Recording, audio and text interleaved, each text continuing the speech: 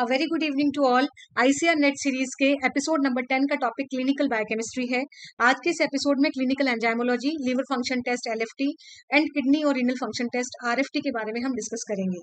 तो clinical enzymology में आप सभी जानते हैं जो एंजाइम्स होते हैं वो डायग्नोस्टिक इंपॉर्टेंस रखते हैं बहुत सारे डिजीजेस के लिए, और उसीलिए उनको बायोमार्कर, डायग्नोस्टिक मार्कर और लेबोरेटरी एनालाइट कहा जाता है। तो today's first MCQ is which of the following serum enzyme rises in myocardial infection MI. तो क्रेटिनिन काइनेज और क्रेटिनिन फास्फोकाइनेज सीपीके और CK, GOT, SGOT, serum glutamate, oxalo acetate transaminase SGOT, and इसी का दूसरा नाम है aspartate transaminase AST, LDH lactate dehydrogenase. तो यहाँ पर आंसर है option D, all of these. और ये तीनों के तीनों जो राइज होते हैं मायोकार्डियल इन्फेक्शन के अंदर एमआई के लिए, और ये मार्कर एंजाइम्स कहलाते हैं एमआई के। देन अगर हम एंजाइम्स को डायग्नोस्टिक मार्कर के रूप में देखें तो कौन कौन से एंजाइम बढ़ते हैं, सीरम एंजाइम्स जो एलिवेटेड होते हैं और कौन कौन से कम होते हैं in various diseases. So amylase acute pancreatitis में बढ़ता है, serum glutamate pyruvate transaminase SGPT और ALT alanine transaminase liver disease hepatitis में, serum glutamate oxalo acetate transaminase SGOT या AST heart attacks myocardial infection में, alkaline phosphatase rickets obstructive jaundice में, acid phosphatase cancer of prostate gland, LDH heart diseases liver diseases, creatine phosphokinase myocardial infection muscle diseases, aldolase muscular dystrophies, 5 nucleotidases जो है hepatitis में, और gamma glutamyl ट्रांसपेप्टाइडेज GGT जो है alcoholism में। घटते कौन कौन से हैं एमाइलेज लीवर डिजीज में, तो यहाँ ध्यान रखें घटता तो एमाइलेज लीवर डिजीज में है लेकिन घटता है एक्यूट पैंक्रेटाइटिस में। स्यूडोकोलिनेस्टेरेज कम होता है वायरल हेपेटाइटिस में, liver cancer, cirrhosis of liver में, सिरुलोप्लाज्मिन विल्सन डिजीज और हेपेटोलेंटिकुलर डिजेनरेशन में। Then glucose 6 phosphate dehydrogenase G6PD in RBC जो कम होता है congenital deficiency with hemolytic anaemia. अगर हेपेटिक डिजीज की बात करें तो ALT, AST, GGT, 5 nucleotidase, LDH ये सब लीवर डिजीज के जो है वो मार्कर हैं, सिग्निफिकेंस है उनकी। एएलटी जो है वायरल हेपेटाइटिस में बढ़ जाता है, एएसटी जो है वो लीवर डिजीज के अंदर बढ़ता है, सिग्निफिकेंटली एलिवेटेड हो जाता है ऑब्स्ट्रक्टिव जॉइंटिस या गॉल स्टोन्स में। जीजीटी जो है वो मार्कली इंक्रीज होता है अल्कोहलिक लीवर डिजीज और अल्कोहलिज्म में। 5 न्यूक्लियोटाइडेज एलिवेटेड इन हेपेटिक कोलेस्टेसिस। और हम बात करेंगे कि ये डिफरेंशियल डायग्नोसिस में काम आता है ऑब्स्ट्रक्टिव जॉइंटिस के। Muscle disease creatinine phosphokinase CK, markedly increase in muscle disease, और आपको मालूम है ये जो है वो मायोकार्डियल इन्फेक्शन को भी बताता है, उसका भी मार्कर है। देन एल्डोलेज जो है वो अर्ली मार्कर है, ये नॉन स्पेसिफिक होता है। स्पार्टेट ट्रांसएमिनेज सिग्निफिकेंटली इंक्रीज होता है बट ये स्पेसिफिक नहीं होता है। Bone disease alkaline phosphatase ALP increase in rickets and Paget's disease. Pancreatic disease में एमाइलेज और लाइपेज दोनों बढ़ते हैं in acute pancreatitis. Then prostate cancer acid phosphatase marker enzyme for prostate cancer, और प्रोस्टेट स्पेसिफिक एंटीजन ये enzyme नहीं है, non enzymatic है, और ये प्रोस्टेट स्पेसिफिक एंटीजन है जो सिग्निफिकेंटली एलिवेट होता है प्रोस्टेट कैंसर में। अगर हम बात करें diagnostic markers use for the evolution of acute myocardial infection MI, तो जो नॉन एंजाइमेटिक मार्कर्स हैं उन्हें मायोग्लोबिन जो है वो सबसे पहले अर्लीस्ट मार्कर है, मगर ये नॉन जो है नॉट कार्डिक स्पेसिफिक है। कार्डिक ट्रोपोनिन आई अर्लीस्ट मार्कर है, कार्डिक स्पेसिफिक है। कार्डिक ट्रोपोनिन टी जो है रिलेटिवली अर्ली मार्कर और कार्डिक स्पेसिफिक है।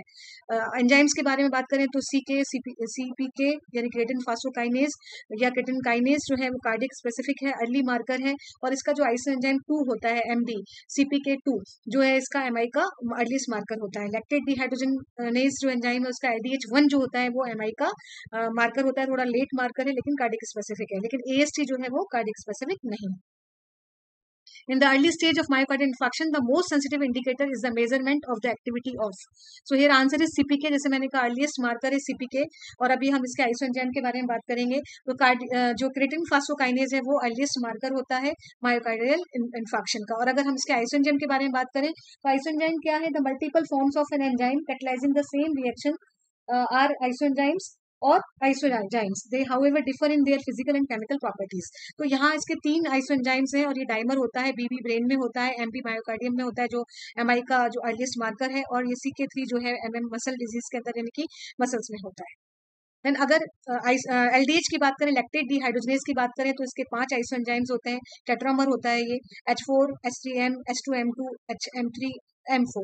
और इसमें ध्यान रखिए कि जो LDH1 है वो मायोकार्डियल इन्फेक्शन का बायोमार्कर होता है, और LDH5 जो है the isoenzyme LDH5 is elevated in, answer है option C, liver disease. Enzymes analytic reagent की तरह कौन कौन से काम में आते हैं? तो यूरिया जो है अगर use for testing urea, urease enzyme काम में आता है। UREASE बहुत स्लाइटली डिफरेंस है दोनों में। यूरिया के लिए यूरिएज और यूरिक एसिड के लिए यूरिकेज, ICASE। ग्लूकोज के लिए ग्लूकोज ऑक्सीडेज बहुत इंपॉर्टेंट है, कोलेस्ट्रॉल के लिए कोलेस्ट्रॉल ऑक्सीडेज, ट्राइग्लिसराइड्स के लिए लाइपेज, एलाइजा में काम में आता है एल्कलाइन फॉस्फेटेज एंजाइम, और horseradish peroxidase. Then restriction endonucleases RE जो है वो रिकम्बिनेंट डीएनए टेक्नोलॉजी में, and then reverse transcriptase polymerase chain reaction.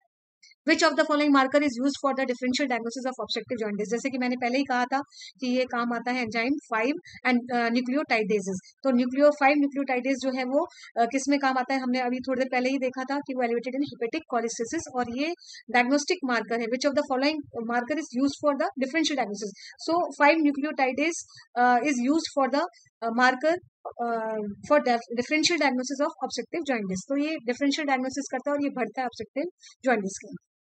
Bile pigments are absent and urobilinogen increased in urine. बहुत इंपॉर्टेंट क्वेश्चन है। तो हम यहाँ पर जॉन्डिस देखेंगे तीन तरीके के जॉन्डिस में कौन कौन से, हेमोलाइटिक प्री हिपेटिक होता है, ऑब्स्ट्रक्टिव जॉन्डिस पोस्ट हिपेटिक होता है, हिपेटिक जॉन्डिस इंट्रा हिपेटिक होता है। तो सीरम बिलिरुबिन जो है वो अनकॉन्जुगेटेड बिलिरुबिन भरता है हेमोलाइटिक में, प्री हिपेटिक में।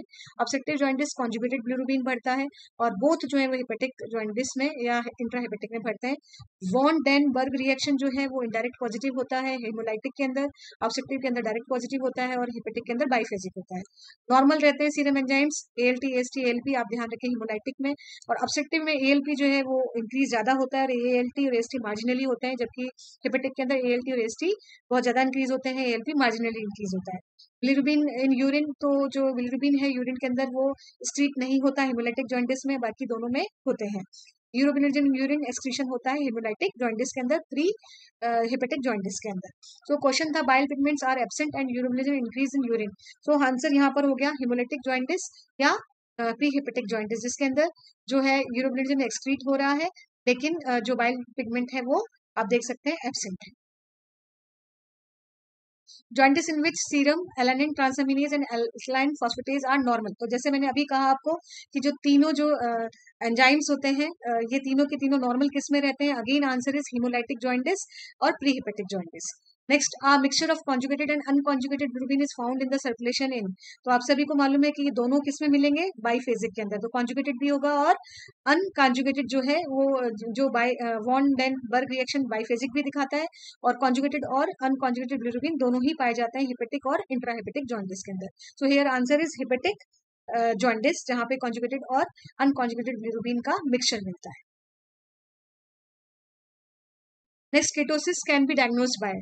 आप सभी जानते हैं रोथरास टेस्ट आपने किया है लैब में, बहुत इंपॉर्टेंट है टेस्ट। और सोडियम नाइट्रोक्लोराइड होता है इसके अंदर, जो रोथरास रिएजेंट का कंपोजिशन होता है। जो अमोनियम सल्फेट होता है और अमोनिया होती है, और इसमें पर्पल कलर आता है, आप सभी को मालूम है। यूरिन के लिए टेस्ट होता है। उसी तरीके से रोथरास टेस्ट का भी एक पॉइंट ध्यान रखें कि बीटा हाइड्रोक्सी ब्यूटारिक एसिड जो एसीटोन, एसिटोएसिटेट और बीटा हाइड्रोक्सी ब्यूटारेट, तीन तरीके की कीटोन बॉडीज होती है, उसमें से बीटा हाइड्रोक्सी ब्यूटारेट जो है ये टेस्ट नहीं देता है। रॉस टेस्ट जो है वो यूरिन में भी होता है, मिल्क में भी होता है, पुराना टेस्ट है। काउसाइड टेस्ट जो है, ये काउसाइड टेस्ट यूरिन में, मिल्क में, काउसाइड मिल्क टेस्ट में फेमस है, और मिल्क ब्लड यूरिन तीनों में होता है, और ये सब क्लिनिकल कीटोसिस के प्रेजेंस को डिनोट करता है। साथ में डिपेस्टिक टेस्ट इसके लिए काम में आते हैं, जो एसिटोएसिटेट और एसीटोन के लिए काम में आता है। साथ में जो काम में आता है बहुत इंपॉर्टेंट है गरहार्ड्स फेरिक क्लोराइड टेस्ट। ये एसिटोएसिटेट एसिटिक एसिड या एसिटोएसिटेट को बताता है, टेस्ट है उसका। और बीटा हाइड्रोक्सी ब्यूटारिक एसिड का जो टेस्ट है वो है हर्ट्ज टेस्ट। तो यहाँ पर आंसर हो जाएगा all of the above, Rothera's, Ross test, काउसाइटिस, तीनों के तीनों काम में आते हैं for diagnosis of ketosis. The specific gravity of urine is raised in all of the following except. तो आपको ध्यान रखना है सब में बढ़ती है, तो डायबिटीज मेलाइटिस में भी बढ़ती है क्योंकि हाइपरग्लाइसीमिया हो रहा है, देन ग्लूकोज यूरिया हो रहा है, तो यूरिन की जो है जो कंसंट्रेशन है वो बढ़ जाता है उनका सॉल्यूट्स का, तो यहाँ पर स्पेसिफिक ग्रेविटी जो है वो बढ़ जाती है। डिहाइड्रेशन के केस में भी ऐसा होता है, एक्यूट ग्लोमेरुलोनेफ्राइटिस में भी ऐसा ही होता है। लेकिन in the case of diabetes insipidus, जो ADH की कमी के कारण होता है, एंटी डायूरेटिक जो आपका हार्मोन होता है उसकी कमी के कारण होता है, तो उसमें क्या होगा कि यूरिन से वाटर जो है वो एब्जॉर्ब नहीं हो रहा है, जिससे वाटर का जो है डाइल्यूशन बढ़ जाएगा यूरिन का, और क्वांटिटी बढ़ जाएगी, तो इस तरीके से स्पेसिफिक ग्रेविटी जो है वो कम हो जाएगी। सो here answer is diabetes insipidus, यहाँ पर स्पेसिफिक ग्रेविटी जो है वो कम हो रही है। तो the specific gravity of urine is raised in all of the following accept diabetes insipidus. तो डायबिटीज मेलाइटिस में, डिहाइड्रेशन में, एक्यूट ग्लोमेरुलोनेफ्राइटिस, तीनों के अंदर जो स्पेसिफिक ग्रेविटी ऑफ यूरिन है वो इंक्रीज होती है। Among the following, the most sensitive indicator of glomerular function। तो आप ध्यान रखें serum urea, serum creatinine, urea clearance, creatinine clearance. तो इसमें सबसे इंपॉर्टेंट सेंसिटिव टेस्ट है क्रिएटिनिन क्लियरेंस। जो the creatinine clearance is the most sensitive indicator of glomerular function in चारों के अंदर।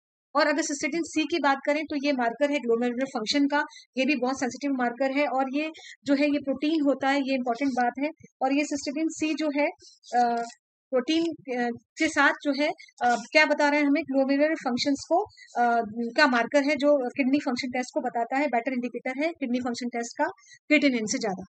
सो here answer is option A, glomerular function. Next last question, phenol sulphonephthalein excretion test is an indicator of, तो always remember tubular secretion का indicator है ये। और साथ में अगर देखा जाए तो para amino hippurate clearance renal plasma flow को बताता है, और जीएफआर को इन्यूलिन क्लियरेंस बताता है। तो ये हमें याद रखना है तीनों ही। So here answer is tubular secretion. और phenol sulphonephthalein excretion test is an indicator of tubular secretion.